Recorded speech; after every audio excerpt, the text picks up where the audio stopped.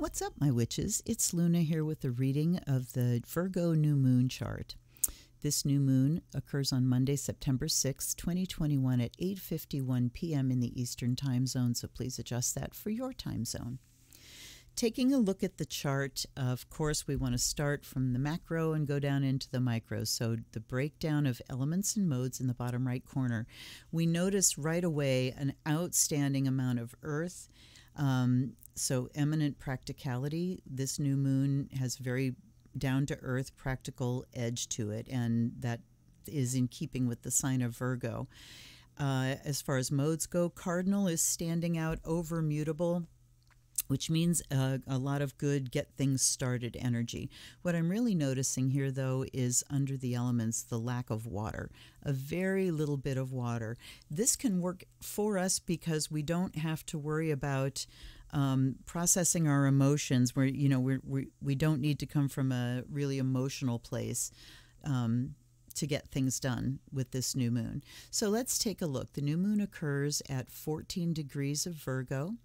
And we will look at the favorable aspects under this chart first. And the first one is this applying trine to Uranus.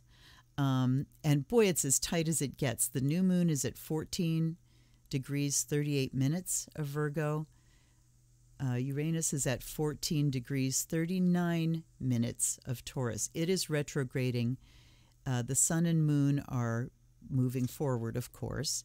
So it is exact, absolutely exact. And what does that mean? Uranus's energy is sudden, unexpected, innovative, humanitarian. Think of genius, brilliance, flash of insight, electrical energy, healing energy, things that buzz and crackle and wake you up. Uranus is the awakener. Trining the new moon here, we really can do some ritual work and spell work that is centered on moving us forward, taking us into the new, away from this old stodgy Saturn energy and into the new. Imagine something new. So what a wonderful thing to have a new moon, to have in a new moon chart. We have a few other really favorable aspects as well. And we'll start up at the top here. We've got a Pluto trine Mars. This is a separating aspect, but they're both at 24 degrees, so it's just a matter of 20 minutes separation. Still definitely within the 2 degrees of orb for a transit chart. And Pluto and Mars are the co-rulers of Scorpio. Scorpio is the sign of transformation, the sign of deep magic, the deep inner workings of things, investigation, research, reinvention, death and rebirth, initiation, all of these energies. So Pluto and Mars are here trining each other. Pluto is, let's start with Mars. Mars is motivation, it's desire, particularly in the water sign of Scorpio. As the ruler of Scorpio, it deals with our desires and our base desires, our root chakra desires. So here's where sexuality comes in. And Pluto, then, being the higher octave, is about control.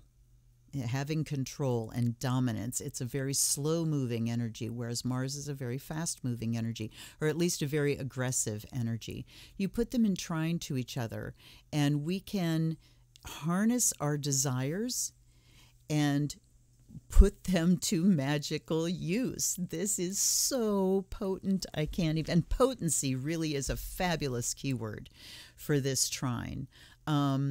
When we've got the two rulers of Scorpio trining each other, magic is afoot. So take advantage of that, no doubt.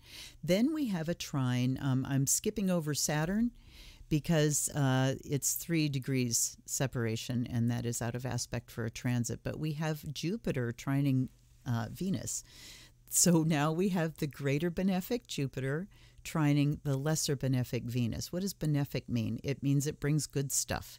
Venus is love and affection and pleasure, physical pleasure, sensuality, everything that feels good, everything that we love. So while Mars is desire at a sexual level, Venus is affection at the heart level. And it is trining Jupiter, which says that We can be expansive in our generosity, in our affection. We bring understanding into affection. Jupiter is like luck, so Venus can be luck too. Venus is more like love, Jupiter is luck. So love and luck working together. What can you do with that for a ritual, huh? I don't have to tell you. I mean, these are just wonderful, wonderful benefits that are attached to this new moon for us to take advantage of.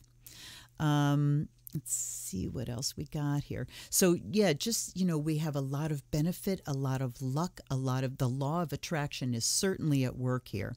When we pour our love into it and expand the energy, it brings absolute benefits. And then with the Mars-Pluto thing, we can take our deepest desires and project that into the future in a powerful, transformative way. Charisma is going to be running high on this new moon as well. So attraction, charisma, ooh boy. But the other thing with the Venus-Jupiter, though, Venus is in Libra, so this is the social urge. In Taurus, it's the sensual urge, but in Libra, we're looking for our pleasure through social interactions. And trining Jupiter, it says it will be very easy for us to expand on that. So what does that say? Easy for us to go overboard, particularly in a pandemic. So please, please, please, if you are going to act on your social urges, do it in a safe manner. Wear your masks, wash your hands, protocols. Where are the rate of infection right now is the same as it was when we were in the surge last winter, and this is a much more contagious variant that we're dealing with. So it's going to get worse. We're in the first upswing of this. So please, while it's going to be very easy to throw caution to the wind and just say, hey, I'm going to trust my lucky stars here, you're going to feel lucky, back that up. Back up your luck, your sense of luckiness with good sense, and then all will turn out well. Especially since we also have Jupiter in conjuncting Mars. So the adjustment needs to be made between our desires and our sense of expansion, wanting to expand on that. So, yeah, and it can also be at odds with our luckiness, the urge to just get out and do things, motivation-wise. So do beware if you're going to be out doing anything over the Labor Day weekend. Please practice the highest safety protocols. Okay, let's see what else we have here. Now let's look at the stress aspects. We have Pluto squaring Venus. So while the Pluto-Mars trine just says magic is easily accessible to us, transformation is easily accessible, Pluto is at odds with Venus. So Pluto, our urge to control, to dominate, to take things by the horns and transform it in our own image. This is my will be done, is Pluto. Squaring Venus, that social urge. So this also brings up just tensions, and it's a square, so it operates mostly internally. It can make us crave. I'm going to call this craving. Venus is that affection and social urge in Libra, and squaring Pluto, it's like obsession and craving. So beware, beware, beware. We've got the social urge being expanded by Jupiter. It's easy to go overboard, and then we've got it squared by Pluto because I want it so bad. All right. Now, to translate this into spell work, it just gives us a lot of energy to work with, because squares and oppositions generate stress and tension. What is stress and tension but physical energy that's turned inward? So what we want to do is do the spell work, use your body to free that energy up and add it to the work that you're doing, because it's potent. I mean, Pluto in there just says it is so incredibly potent. All right, so let's do acting on our desires and, this social urge that Pluto's involved with both Venus and Mars. Rather than making that an external social urge, let's channel those energies into our spell work in order to move ourselves into a new place and take advantage of this Uranus trine the new moon. Please, oh please, can we do that? I would appreciate it. All right, another opposition we have here is Chiron opposing Mercury. Chiron in Aries. This is making people kind of very touchy, super duper touchy. Chiron is the nature of woundedness, and Aries is me, me, me, me, me. So very easy for people to get wounded and offended by things, aggressively offended. And Mercury on the other end of that says, but we need some peaceful negotiations. We need to communicate in a balanced, socially acceptable way, in a fair and just way. So we kind of have people's offenses sticking out as raw wounds here, opposing the need to just kind of calmly discuss and negotiate. How do we work with this as far as ritual and spell work? Well, you can take the nature of your woundedness and look at the anger that's around it. Okay, tap into the anger that's around your trauma and your woundedness, whatever residuals may be left of that. And then let's channel that into language. Channel that into something beautiful. And Mercury in Libra is just a perfect setup for poetry, for doing something that is beautiful. It doesn't necessarily have to be verbal, but you could channel that anger into beauty in some way. You could also channel it into really looking at your own trauma and how this operates in our culture. It's not just you personally, but our traumas are a lot of the time because we are a victim of the culture we live in, and whatever toxic behavior is going on in that culture. Things tend to be sort of prevalent.